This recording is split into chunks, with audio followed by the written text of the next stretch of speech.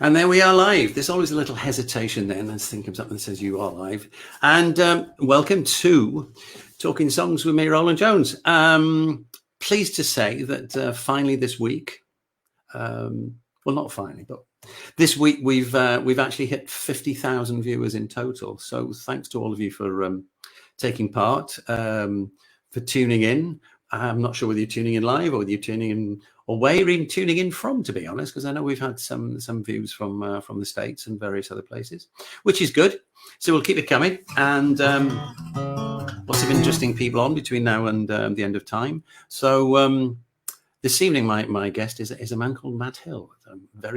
We actually had a little bit of a pre-chat which lasted about 4 hours. So keeping it down to an hour tonight might be a little bit difficult, but we'll try our best. As long as it's interesting, who cares? As long as we find it interesting and you find it interesting, then as it goes. So I'm going to kick off and do a little tune. It's called Where's the Why?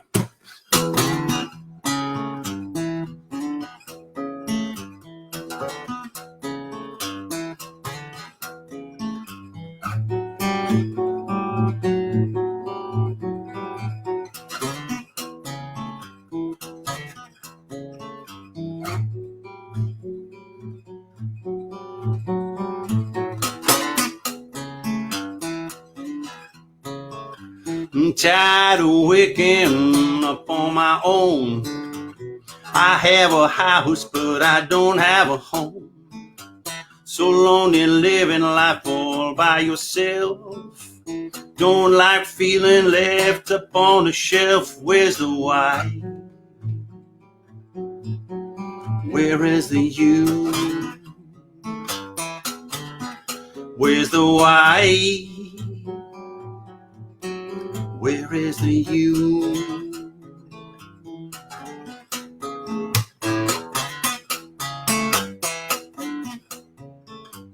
It doesn't worry me all of the time. It just appears without the reason or rhyme. Sometimes I see somebody smile. I like to be there every once in a while. Where's the why? Where is the you? Where's the why? Where is the you?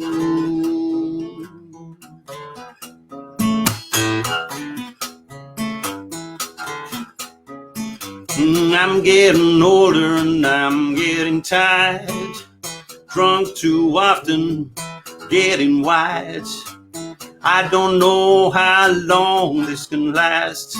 Life's moving slower, but time's going fast. Where's the why? Where is the you? Where's the why? Where is the you?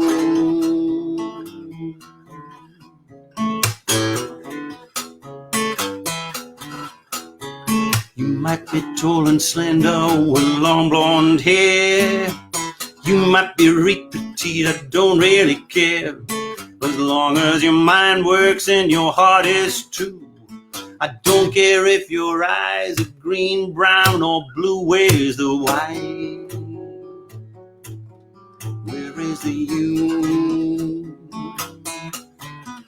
Where's the why? Where is the you?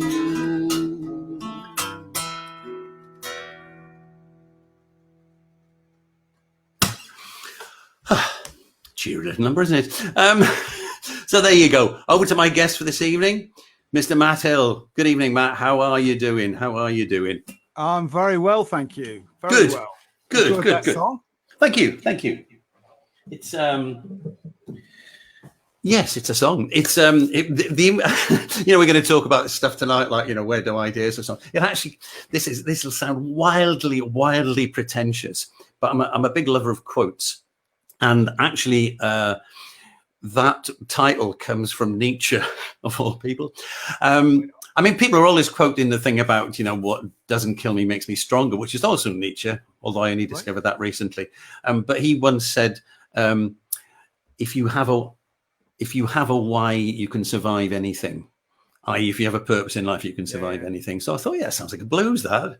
Yeah. So that's for Freddie Gatemouth Nietzsche, and so he deserves a nickname. So Matt, tell us a bit about yourself. Tell us about your songwriting. Where did it start? When did the itch started? You had to scratch. Oh, do you know, embarrassingly, my mother has a cassette tape of me when I'm about 2 years old, making up a song about Les Dawson, actually. Excellent.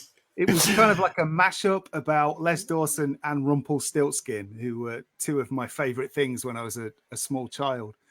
So, I guess it started then. Les Dawson. That is wonderful. You've admitted that to the entire world. That's fantastic. Nice one.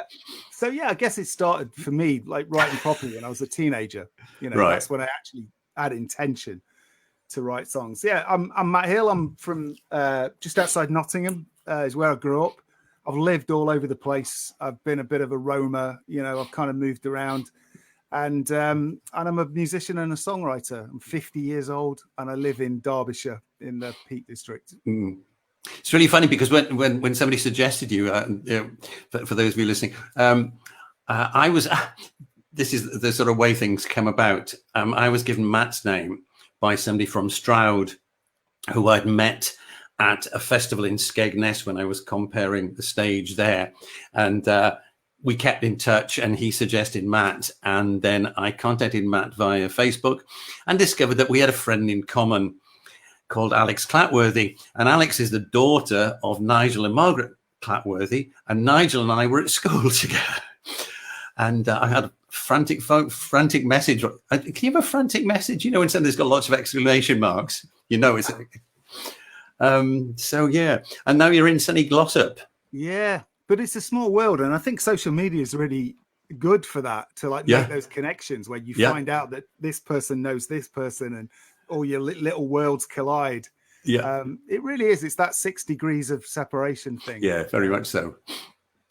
So I've been in Glossop for about 7 or 8 years. I was in London before that, but I've always loved Derbyshire. It's growing up in Nottingham, it was our nearest kind of countryside. Yes.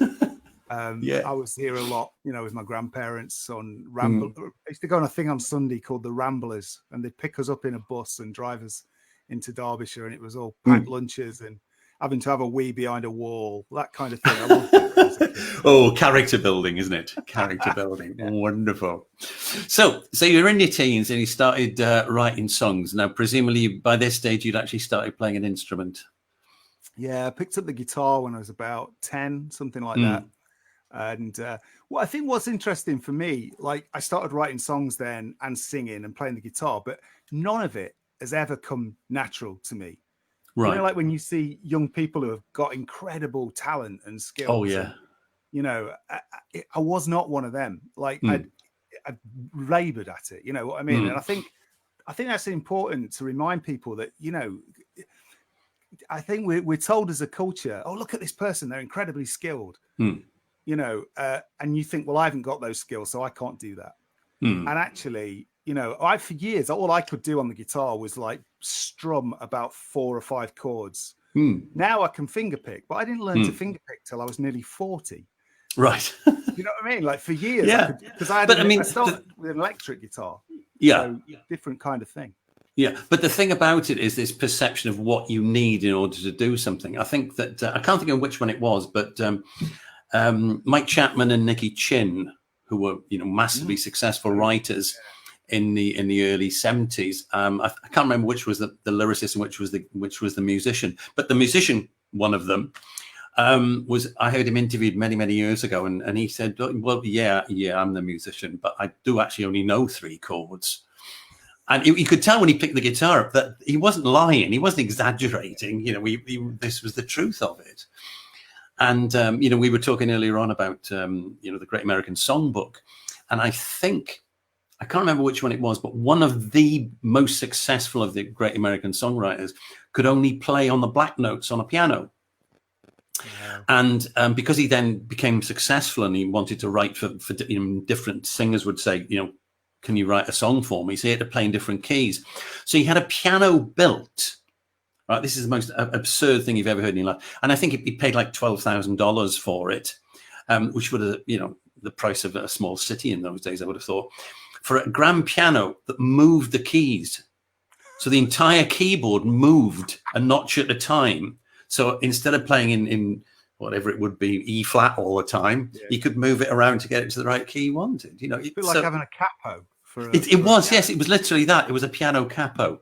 So it's but also there's this thing about you saying about the amount of effort. There's this theory about 10,000 hours, isn't there, in order to achieve? Yeah. So do you think you put your 10,000 hours in? I certainly have. Yeah.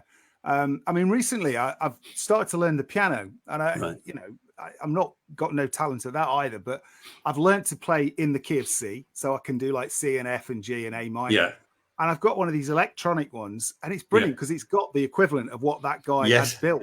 I can just press a button and change the key, which is marvelous. So I've just written a load of songs on the piano, and to be honest, as a songwriter, because I've got reasonably accomplished on the guitar, and I know a lot of chords, and I can do different keys, and I'm like, and sometimes I find that quite difficult actually in terms of writing songs, and sometimes it's nice to go to an instrument where you've only got 3 or 4 chords. Yes. Because it forces you then to think about melody. Yeah. I think somebody a few weeks ago said something similar to me, that she'd been experimenting with open tunings. Right. If you're playing something in Dadgad or open D or just even a drop D, you're kind of tied into that key effectively. So you then have to work harder to work around it, which again is that limitation thing, which is sometimes a good thing. So what about influences? You were talking today about when we were chatting about the songwriting thing that you do with songwriters who are sort of political writers. Do you see yourself as a political songwriter, or a bit of both? Not exclusively. I have written songs that express something of my political opinion, but I think for me, like, good songs are about life. They're personal, and so politics will come into it, of course, because you're writing about people's experiences. Like a song I often sing, like Buddy, Can You Spare a Dime, which comes from the 1930s, and Bing Crosby sang it, and that's a very political song. Summertime Blues by Eddie Cochran is a political song. My Generation, so I wouldn't say I was a political songwriter, but I think any good songs, they should be about stuff people can connect with. Really, to me, it's all about connection and communication, and having someone listen to it and go, oh, yeah, I know what he means, or that's interesting, or I'm trying to build a connection with people that all the time. That's what all my work's about: community and connection and bringing people together. Okay, then do you want to start off your performance with a song then? Tell us a bit about it. What are you going to do? I'm going to play. Actually, I'm going to start by playing a song called "Save Your Pity," and this is a kind of character song. So it's not.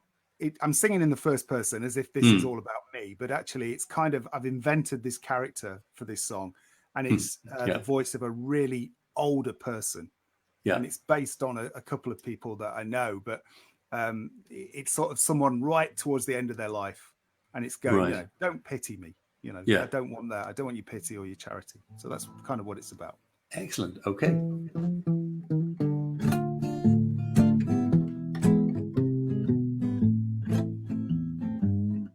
He'll be here soon. I can feel his breath on my neck, but I don't fear his call. Don't fear anything at all. You think I'm weak and I'm frail, but I can still set my sails. Though my body is aged, in my mind the seas still rage.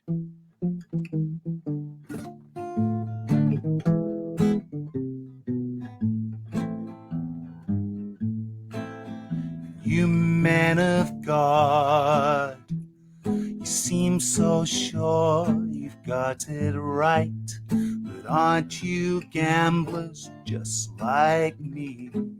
Placing bets, chasing dreams.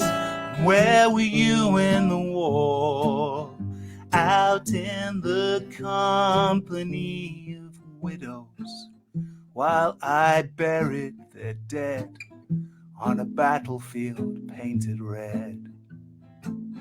So save your pity for yourselves, cry those tears for someone else, and place your sympathies aside, for I have lived and I have never done goodbye. I always crept out with the tide, for I have lived a sailor's life, and now I'm done.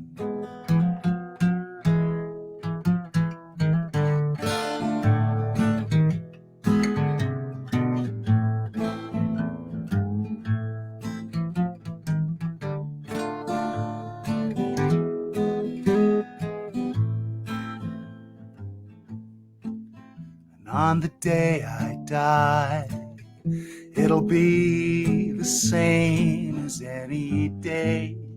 I'll just close my eyes and think what tomorrow might bring. They're here by my bed. I can hear a prayer being said. I turn my sails to the wind and I'll be gone.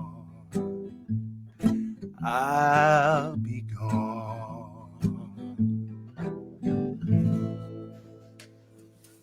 Great, nice, very nice. Interesting you say about imagining the characters, and I know I've mentioned this in the past. I heard Robert Cray being interviewed about songwriting once, and he was saying that he writes, this is a guy who's now in his mid-60s, extremely successful, sold zillions of albums, can sell the Albert Hall out on 7 consecutive nights and all that sort of stuff. And they said, well, how can you be singing the blues? And he said, well, I write as an alter ego. And he said, I've got an alter ego, which is sort of an amalgam of various experiences I've heard from other people. It's not about a person. So it's a valid approach, because I mean there is that, especially if you sing anything like the blues, is that people say, well, you're a white middle class bloke living in Cheadle, for God's sake. Yeah, but people always say that, but I don't. For me, it's have you got like the human quality of empathy? Like, can you absolutely understand? Yeah. I don't think you should ever assume that you know what it's like to walk in another person's shoes. But that's not to say that you can't make that leap of imagination. Oh, absolutely. I did a project a couple of years ago where I was songwriter in residence in a museum. All right. And I was writing songs based on a certain narrative of history. And I had to cover the suffragette movement, because the whole project, the album. Oh, right. I can see what's coming here. So I had to write in the voice of women. Yeah. And I did struggle with it, I have to say. And I thought, well, is it my place? It's not my story to tell, is it? And I thought, well, why not? I'm not. So I did my research. I read, books. I read loads of books written by the suffragettes. I tried to, wherever possible, look for phrases in their voices. Try to be true and as honest to it as possible. And to me, that's enough. I think that I'm happy with the work that I did. When I recorded them, I got a woman to sing them. But I play them live and I sing them in the female voice, and I don't have a problem with that. Yeah. I think it's all about storytelling and being true to character. Yeah. Well, a good example. Someone sang songs about being in prison, but he wasn't a prisoner. But people believed him because he was a great communicator. Yeah, it's one of those. I always remember hearing Chris Rea on Radio 4 many years ago, and I think it might have been on Desert Island Discs, and whoever was doing it at the time said to him, "What do you think about the question as to whether can white men sing the blues?" And Chris Rea, in inimitable manner, just said, "It's bollocks."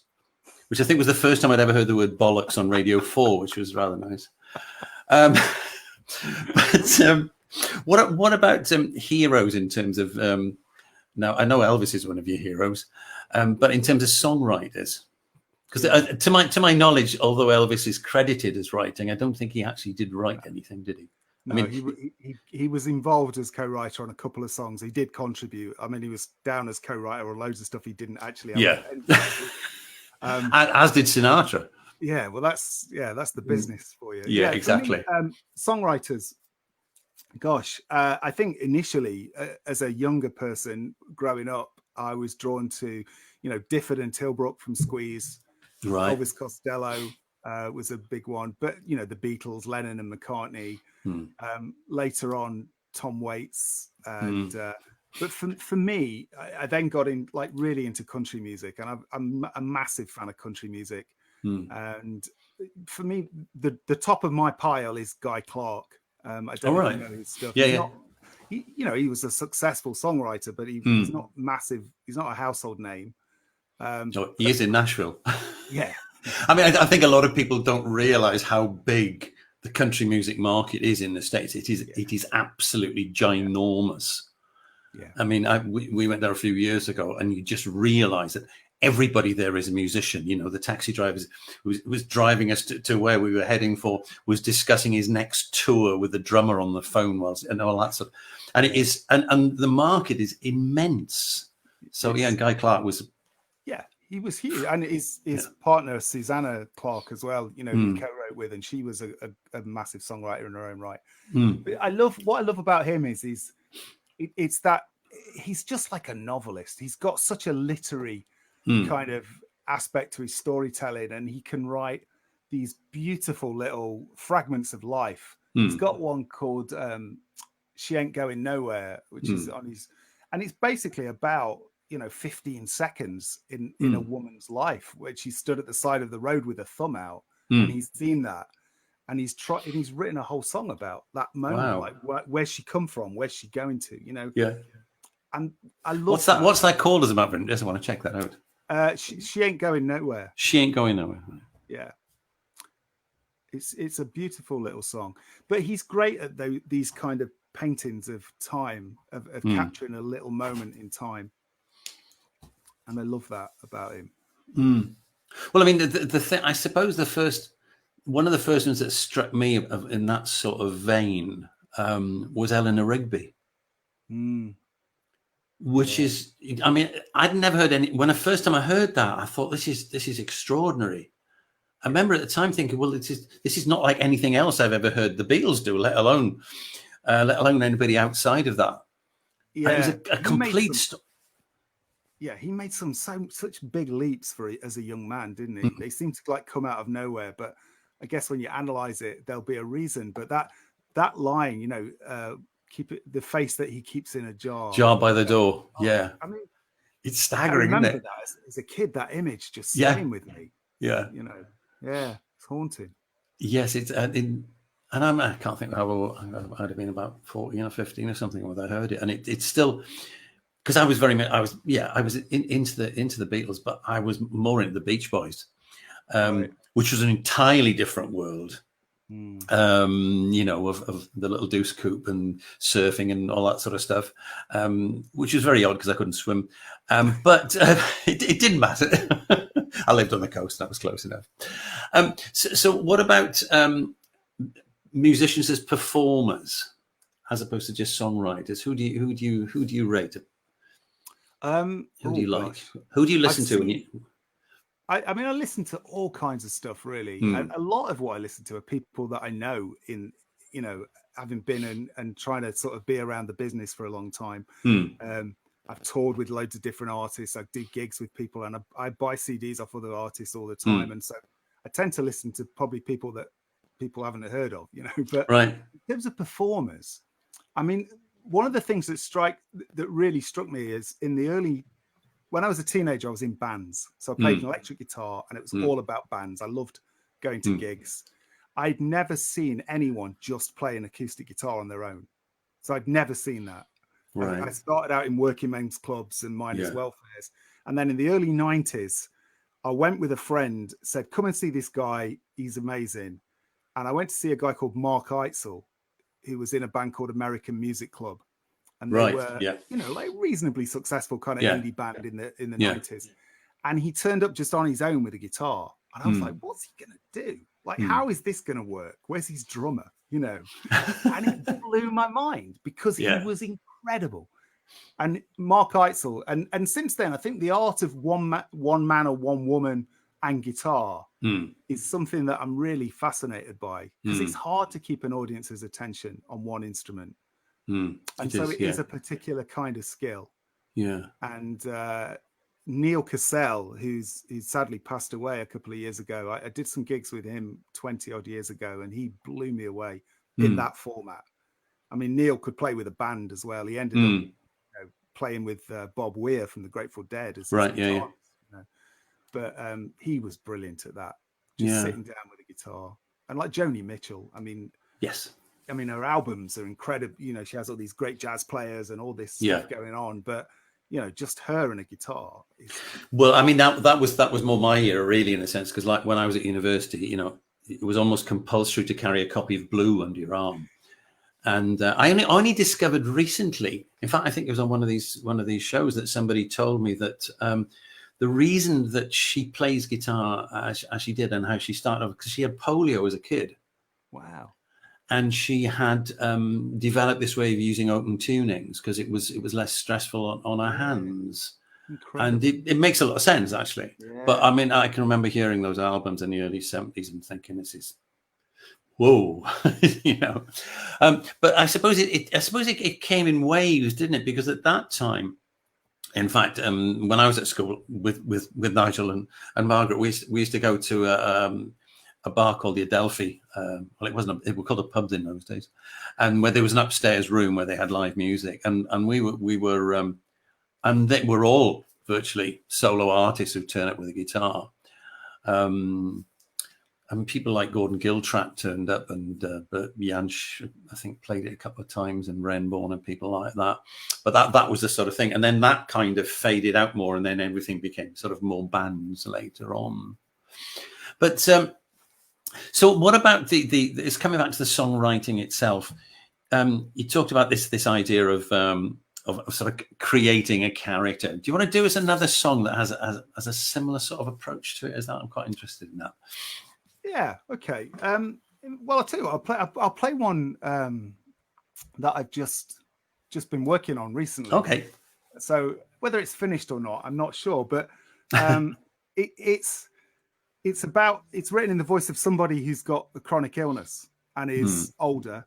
And I've recently developed a kind of an illness or a disability, or so it's starting to affect my life. I'm okay, you know, I'm managing, but it is going to affect me as I get. So it's a little bit from my point of view as well, but it is, I think even when you write a character, there's got to be something of yourself in it.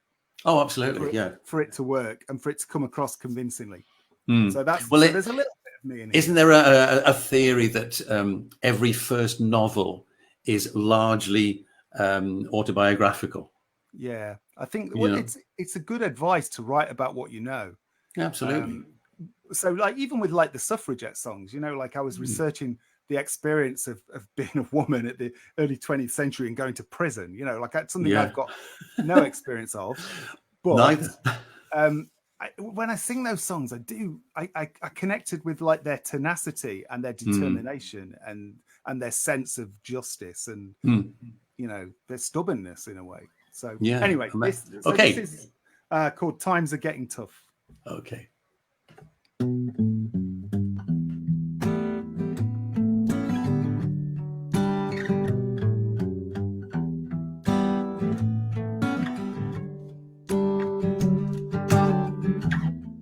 can't go to work this morning, and the work won't come to me. So neither will the money. I don't own a money tree. Most days I try, but I'm not gonna lie. Right now I feel like giving up. 'Cause time's getting tougher. Times are getting tough. And if I'm not there tomorrow, he told me don't come back. He doesn't like folk over 50. I'm pretty sure of that. So most days I try, but I'm not gonna lie. Right now I feel like giving up. 'Cause times are getting tougher. Times are getting tough. Whoa, times are getting tougher. Times are getting tough.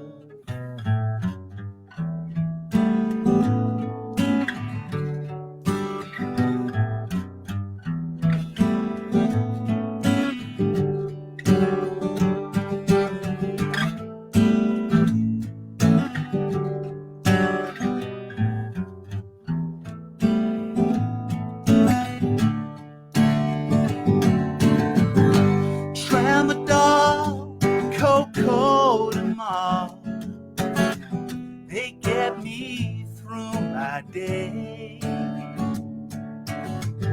But all the same, this chronic pain never goes away.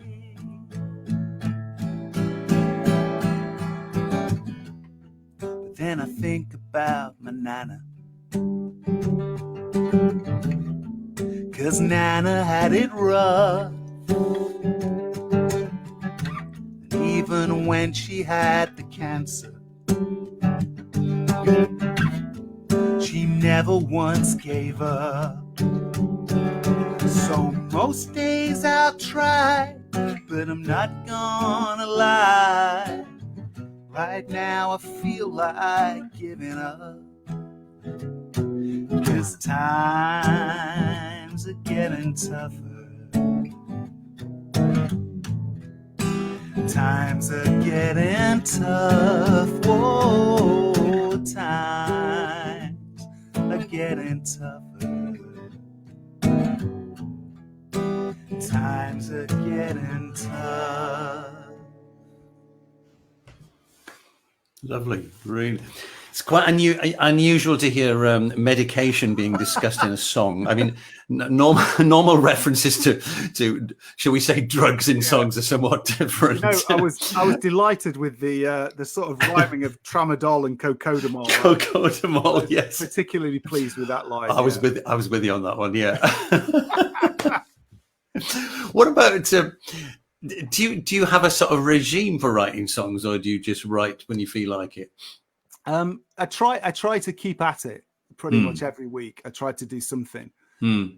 So I don't believe in waiting for inspiration at all. Yeah.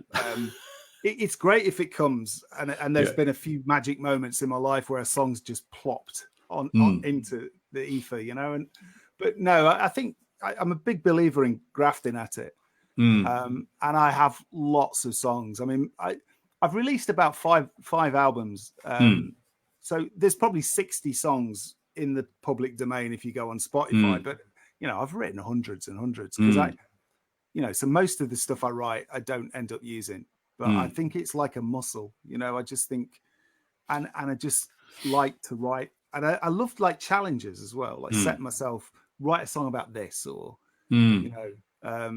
It's very funny you should say that. Very, very funny you should say that, because when we were talking this morning, you mentioned this thing that you do with the about the evening session in Glossop with. Oh, excuse me a minute. A sneeze.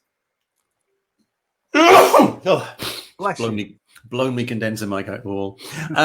You were saying about with people who tend to write, if you like, political songs, and it's not an area that I've ever felt comfortable with, because I can never find the right words that don't sound out of place. Because there's a thing about how words sound in a song. So this afternoon, because I've had a very unproductive period, thinking at the beginning this would be a time when I could write loads and loads of songs. I've done virtually sod all, I have to say. But today I set myself the task of writing a song that was purely political. I think you can probably guess where we're sitting on the political scale. So I did very much that today, just to see how it worked, and it was quite satisfying, I have to say. How did you get on? Did you finish something? I got to the point where I've got 4 verses sketched out. When I say sketched out, I mean they're complete, but they're not polished. In fact, that's one of the reasons I was thinking about it, because you said, I'm not sure whether this song is finished or not. Yeah.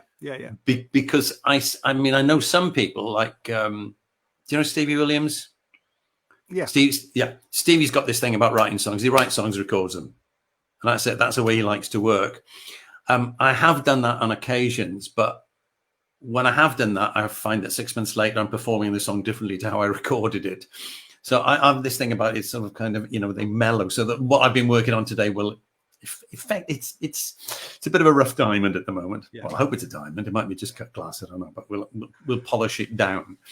But so when you start off, does it? You say you set yourself a task. What's can you pick out one of your songs where you set yourself a task and then did it?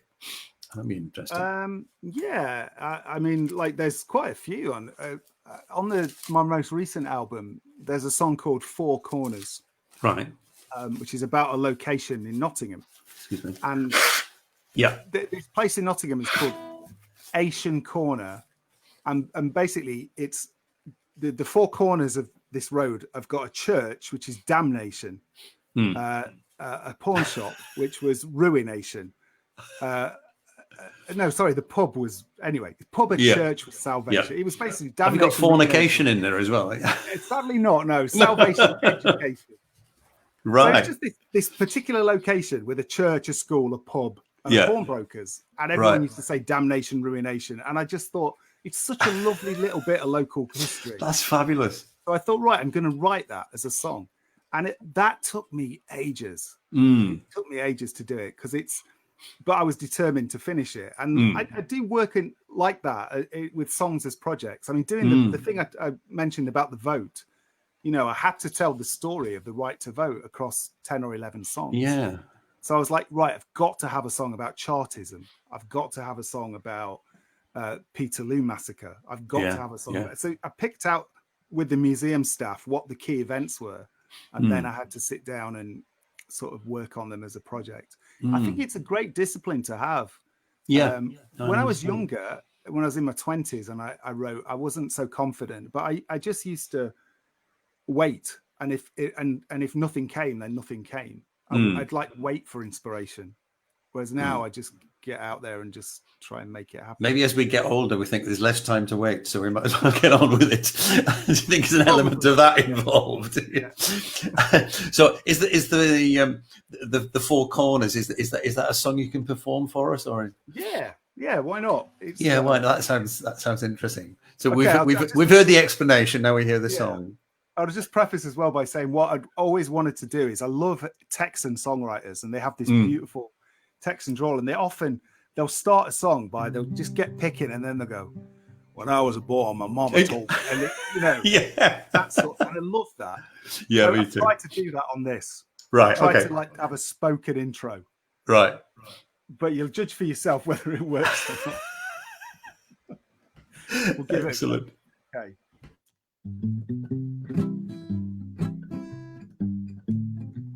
If you ever go down Radford, there's a crossroads near the old Players' Works, and there used to be a pub, a pawnbrokers, a school, and a church.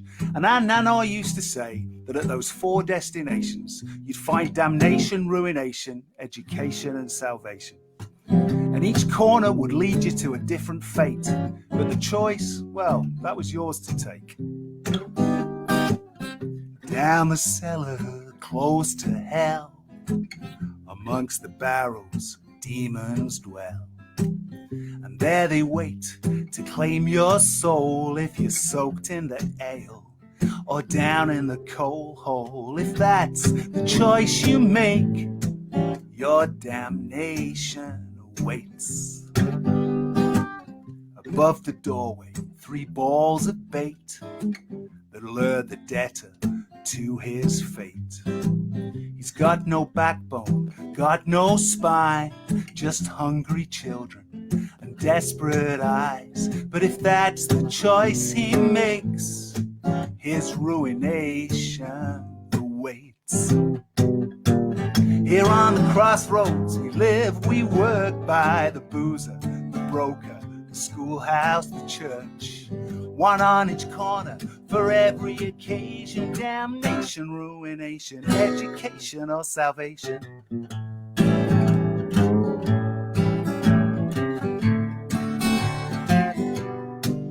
Damnation, ruination, education or salvation. That's the choice to make. Damnation, ruination, education or salvation. That's the choice to make. Well, I'm a working man, but I burn with shame when I leave a cross where others write their name. But don't be mistaken, I'm no fool. I make sure my children go to school, and that's the choice I make. Their education awaits. Damnation, ruination, education or salvation. That's the choice to make.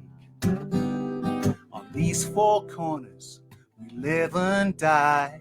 There's only one way to get out alive. Through blood and fire, they claim the truth is in the holy army of William Booth. And if that's the choice you make, then salvation awaits. Damnation, ruination, education or salvation. That's the choice to make. Damnation, ruination, education or salvation. That's the choice. That's the choice to make.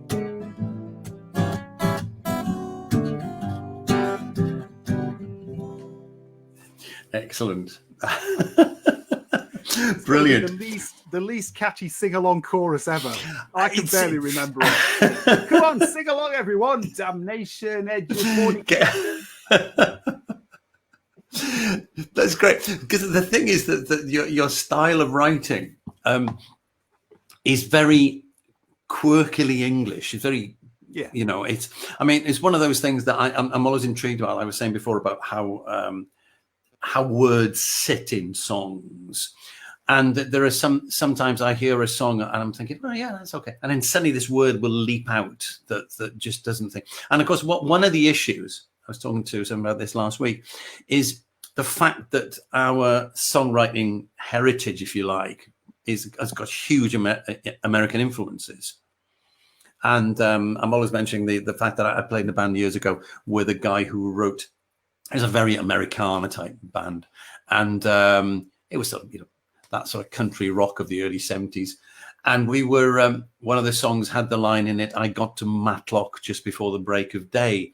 And for me, it never quite worked, particularly in the sort of music that I for example, I'm unlikely to say isn't in a song. I'm much more likely to say ain't, which is not how I normally speak, as you've probably gathered. But there are certain types of phrases which sort of lend themselves to the actual phrasing, if you know what I mean. I do. But it's a topic that I'm really interested in, because I consider myself to be very much in the kind of Americana genre, because of the stuff that's influenced me. But I made a deliberate decision to not use ain't and to use it instead. I made that decision to try wherever possible to use the language, even if I think there's definitely like an American sort of twang to the way I sing, but that's what I've been influenced by.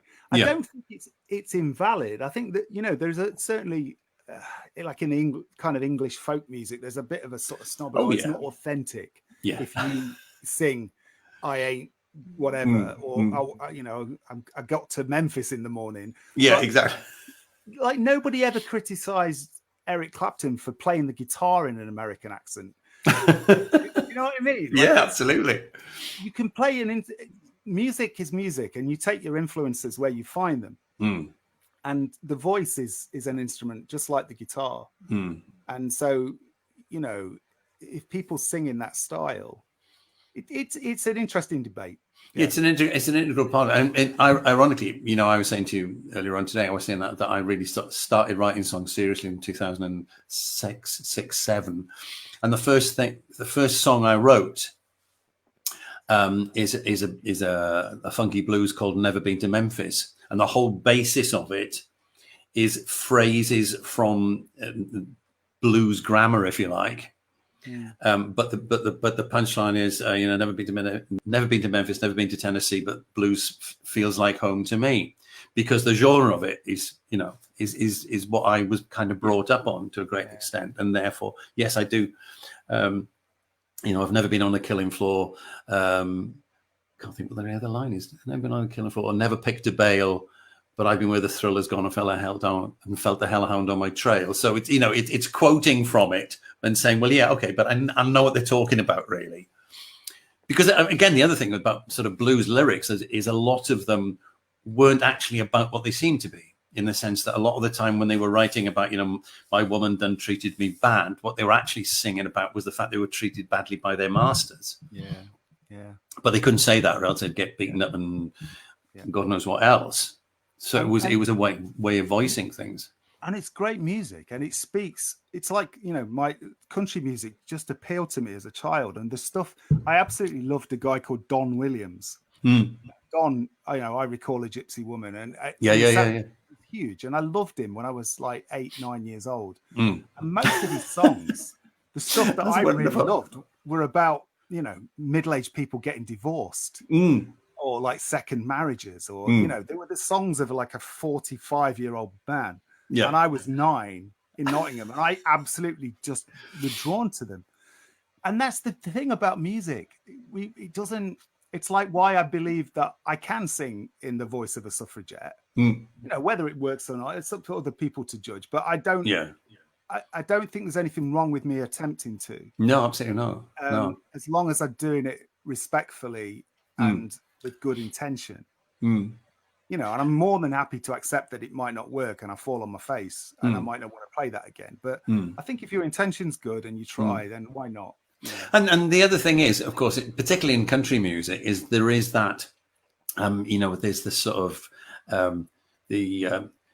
the affectionate Mickey taking of country music, about the, my wife gone and left me and now they've shot my dog sort of thing. And I mean, you've got people who do that. I mean, I'm a big fan of Dan Hicks and the Hot Licks. Yeah. And, how can I miss you when you won't go away is a hell of a title. Love that, yeah. I saw him in Manchester some years ago, and it was just by chance that I saw this poster for him. It wasn't a big gig or anything, and it was extraordinary. And he's just wonderful. I don't know if you ever saw him. Wonderful band. I didn't see him, and I wish I had. I'm like a massive fan. I'm a little bit obsessed with 60s San Francisco psych scene. Right, okay. He was in a band called the Charlatans, who were the original Charlatans, who were the real originators of that whole psychedelia scene. I love them, and Moby Grape and Jefferson Airplane. I never saw Dan Hicks, but I was only talking to somebody about this the other day, actually, about going to the Bath Festival in 1970, and there was Jefferson Airplane were there, and Hot Tuna were there, and Flock, It's a Beautiful Day, Zappa, and all of it. And all for 25 shillings. So that I'd have loved to have seen those bands when they were in their prime, but luckily, we can hear them. There's some of the Jefferson Airplane. I mean, their studio albums, a bit hit and miss in places, but like a lot, their live stuff is just incredible. Yeah, I mean, it's the old T-shirt, isn't it? I may be old, but I saw all the best bands, and there were a lot of good bands around that time. There's a lot of rubbish as well, but it was interesting. But it is quite strange sometimes to see, that prices of going to Glastonbury is, what is it, 350 quid or something like that. Yeah. I paid 25 shillings to go and see Bob Dylan. Yeah. But so yeah, there's that affectionate side of the Mickey take of country music. And of course, the other one is Hank Wangford, whose birthday it was last week, I believe. And I like that element of it as well, because there is, and again for the blues, I mean, that people have taken the mick out of that as well. I mean, Bonzos did it, but Liverpool. You know, like in blues and, you know, there's humor in the music itself. You don't need to, you know, it lends itself to parody, pastiche very well. But, but, you know, like if you listen to like Hank Williams, I always say as a songwriter, there's very few people can touch him. I mean, with 3 chords, his economy of like, it's just so heart-wrenchingly beautiful and sad. But he's also got some stuff that's funny as well. You know, like he had humor in his music as well as pathos. Oh, excuse me a minute. Excuse me. What? Stop. I've got nothing. Oh, Leslie's telling me that our broadcast has stopped for some reason. Oh. Well, that's weird. Hang while loading. Hang on a sec. Let's see. Sorry to... and let's see if it's... Okay. Oh, normal service will be resumed as soon as possible. Hang on a minute. Let's just see if it's... Just talk amongst yourselves out there if you can, please. Where are we? Talking songs. Okay. I can see it. You can see it. You've got it on your phone. Well, I've just got to put it up on my computer. Right. Okay. Well, it's all right. It just must be your phone, love. Must be me. Oh. Okay. Well, thank you for that. You know, the star appearance, isn't it? Oh, there you go. Where were we? Sorry. Hank. Yes. Tell us more about Hank. Well, just that what I said. I think he was such a brilliant songwriter. You know, but it's that thing about capturing life. You know, like there's stuff in it. It's not just, a lot of it's about relationships, but it's just about life and characters and people, and that's the kind of music I love. It should have all of life's richness in it. Well, in fact, there's a song on one of the Rycuda albums about Hank Williams, isn't there? Probably, I don't know. Where he actually incorporates. What's it called? I've just had a message come up here from Caroline Turner saying it's still working okay. So thanks for that, Caroline. Bit of support from the outside world. Yes, I can't think. It's on one of his California trio albums. You know, the 3 I Flathead, My Name is Buddy. And do you know that album? My Name is Buddy. No. Oh, wonderful! What's his take on Hank Williams? It's about the Hank Williams song is about how he associates his life around Hank Williams and Hank Williams's music.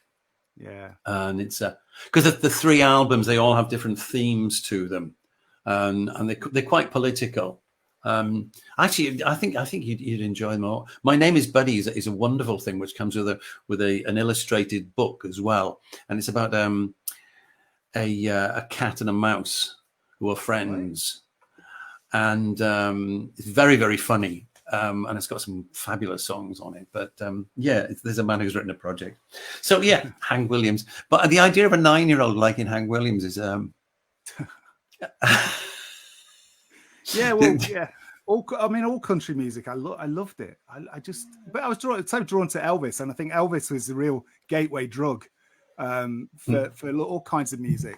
Because whatever I dabbled in, like when I started listening to like soul music when I was a bit older, I was like, oh, I know that song. Elvis did that. And the same with country. Like, oh, Elvis did, because Elvis did a gospel, soul, you know, country, blues. Like he did it all, you know, in his catalog. So if you're an Elvis fan, you pretty much got exposed to the whole range of like American music. The other thing I was watching the other night on Sky Arts was Carl Perkins. Oh man, I watched it as well. With Dave Edmunds and Clapton and was it the Stray? Yeah, but was it the Stray Cats? It was the Stray Cats. Yeah, I thought it was. Oh, I have a story about Carl Perkins. Go actually. on and tell me. You could not have planted that better, actually, because I never tire of telling it. Seamless. In 1996, I was in Memphis. I spent quite a few months traveling around America. I packed my job in and just went over there, obsessed, And I was in a museum in Memphis. And I was looking at the original desk from Sun Studios. And I noticed a gent stood off to the side, a really tall guy. And I looked and I thought, he looks like Carl Perkins. And I looked down and he was wearing blue suede shoes. You're kidding. And I'm like, it's a sign. It is Carl Perkins. It must be. So I sort of shuffled over. There's nobody else in there, just me and him. Yeah. And said, excuse me, Mr. Perkins. I'm from England and I really like your music. And he was absolutely lovely. And I spent 20 minutes with him, just me and him, in this museum. And he's pointing out stuff on the Sun Studios exhibit, and he's pointing out things that were wrong. And he's like, this says that this is Elvis's guitar, but it's not. This guitar belonged to my brother, and Elvis borrowed it off him, and he never gave it back. And he started telling me, and I asked him about that thing that you watched, and I said, I loved that program. And he was saying, well, the Beatles were really good friends, and he was at Abbey Road in '64 when they recorded his songs for Beatles for Sale. And he talked about how England lifted him, in a really down part in his career. He was so nice and gracious, and I was just tongue-tied idiot. But I spent 20 minutes with Carl Perkins, and that's got to be one of my life highlights. Well, I'm glad I accidentally introduced it. That's brilliant. That's really fantastic. But it's nice. It's better that than you meet one of your heroes and they turn out to be a complete imbecile. I've had that happen as well. Yeah, we won't go into those. That's fantastic. But it is. I mean, but the interesting thing is that particularly with the blues. I mean, the whole point was that the blues was revived in the UK and then re-exported to the American market. And when we were over there, we went to a lot of the museums, and we went to the Sun Studios and all those sort of places. And we went to the B.B. King Museum down in Mississippi, and there was a film there, and it was talking, interviews with him and various other people. And there was an interview with Keith Richards, and he was saying that when the Stones first went to America, they had all these fans coming up and say, "Wow, this music's amazing, man. Where did it come from?" And Keith Richards was saying, "It was just down the bloody road, man. What's the matter with you?" Because they re-exported it, and people like Cyril Davis and all those guys, who, what were they called, Blues Incorporated, Alexis Corner, those guys, sort of, they nurtured all those people in the UK, and then they went back over, because most of them were in poverty at the time. And it's an incredible exchange, really, and it happened with the Beatles as well, and like with what they did with like Motown. The Beatles were really into like the Isley Brothers and Smokey Robinson and all that. They made their songs famous, and and then it all kind of went over, and then American bands responded to that and send it back our way with the Stooges in the 70s, and then we invented punk rock and sent that back, and Well, I heard an interview with now, who was it? It was somebody out of Pink Floyd, and they said that they had no idea what was going on in Haight-Ashbury and the whole scene over there. But they kind of invented the idea of what it was about, and then started doing this stuff which they thought was going on over there. And when the Pink Floyd's early stuff, Source of Full of Secrets and all that sort of stuff, got over there, all these people were going, "Wow, that's amazing. Where did that come from?" And they say, "Well, actually, we thought this is what you were doing beforehand, and they weren't. They weren't anywhere near it, not in status or anything, but they were just different." So there was a lot of that going. Whereas these days, I think, everybody knows what's going on. So it's, I think there's something about creativity that involves like a happy accidents, and people that sometimes limitations are really helpful.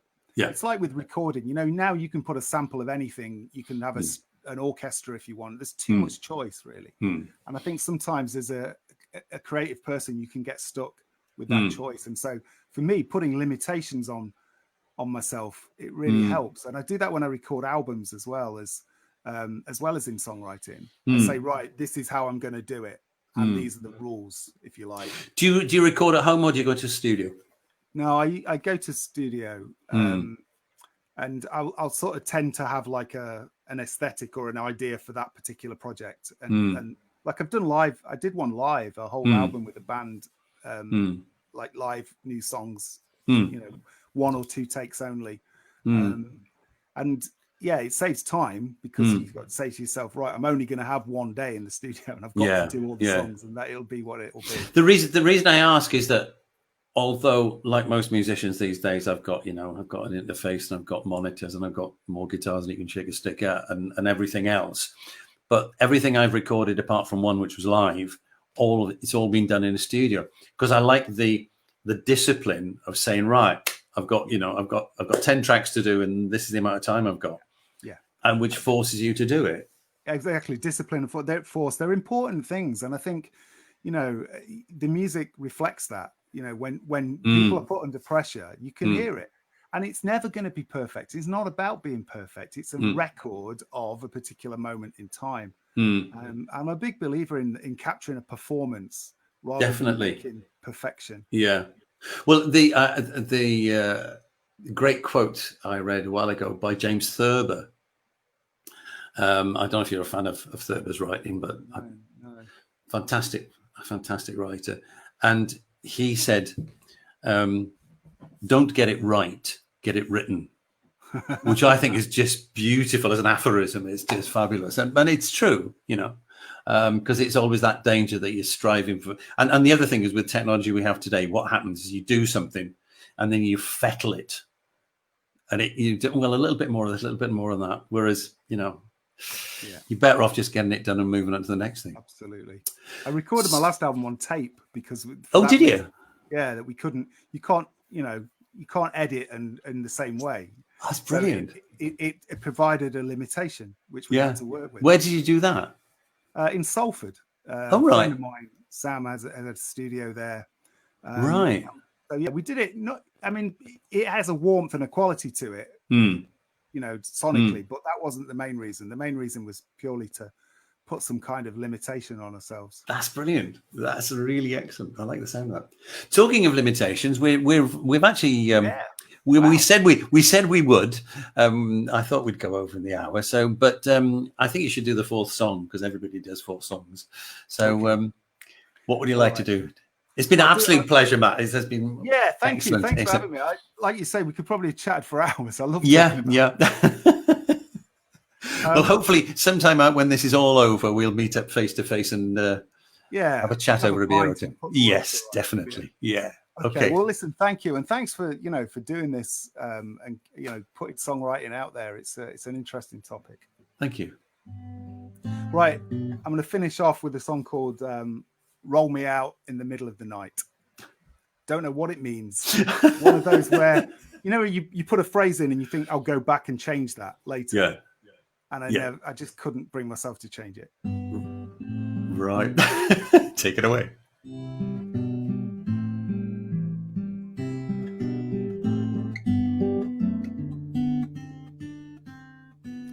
Hope fortune finds her smile.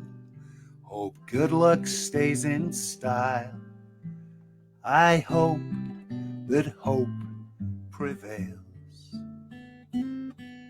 'Cause if there's one thing that I know, when you search high and low, love will find her way. Then you can roll me out in the middle of the night, bury me down on the boundary line. As they're falling on their swords in the commons and the lords, I hope that sense prevails. 'Cause if there's one thing that I know, for every lie they tell, truth will find her way. Then you can roll me out in the middle of the night, bury me down on the boundary line. Shine a light where a light don't shine. Roll me out in the middle of the night.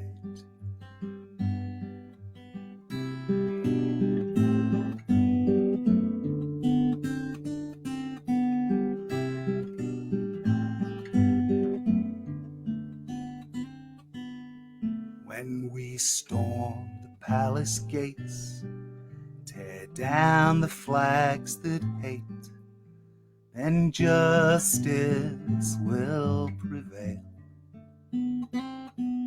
As if there's one thing I can tell, come the ringing of the bell, we'll hear that choir sing. Then you can roll me out in the middle of the night, bury me down on the boundary line. Shine a light where a light don't shine, and roll me out in the middle of the night. You can roll me out in the middle of the night. Roll me out in the middle of the night. Excellent. Thank you, Matt. Thank you. So I forgot to put your thing up before. I was so engrossed in our conversation. I forgot to put up the thing where people can find out more about you and your music. Actually, as you said that at the beginning about putting a line in and then thinking about changing it, there's the legendary story about McCartney, isn't there? That yesterday he had the tune in his mind, and when he was writing it, he couldn't come up with the words, and the phrase he used was scrambled eggs. So he was scrambled eggs, da da da da da da, scrambled eggs, da da da da da da. Whether it's true or not, I don't mind. It's a good story. I'm glad he went back and changed it. Yes, I think it wouldn't have worked otherwise. Yeah. Matt, it's been an absolute pleasure, mate. Absolute pleasure. Yeah, as Ronnie Scott used to say, if everybody out there enjoyed it half as much as I did, then I've enjoyed it twice as much as they did. So thanks, Matt. Stay on the line. I'll have a quick chat with you afterwards. Okay. All right. Cheers, mate. Thanks. Bye-bye. Thank you. Oh, that was good. What a fine man. What a fine man. Yeah, that's it for this edition. And we'll be back next week. Next week, we've got, let's have a look. Oh, we've got Malaya Blue on next week. Malaya's great songwriter, great voice. I did some work with her a couple of years ago when we were backing her. And she's on next. She's got a new album out. It's been out a couple of weeks, and I think it's flying up the blues charts at the moment. So that'll be good. The week after, we've got George Borofsky. I should be asking him the eternal question: is he really Guitar George who knows all the chords? And then after that, we've got a Canadian guest on called Carly Thomas, who was highly recommended to me, and we've had a quick chat, so she's going to come on the show then. So in the meantime, look after yourselves, stay safe, and yes, stay safe. I think that's enough. Okay, thanks for listening. Bye. See you soon.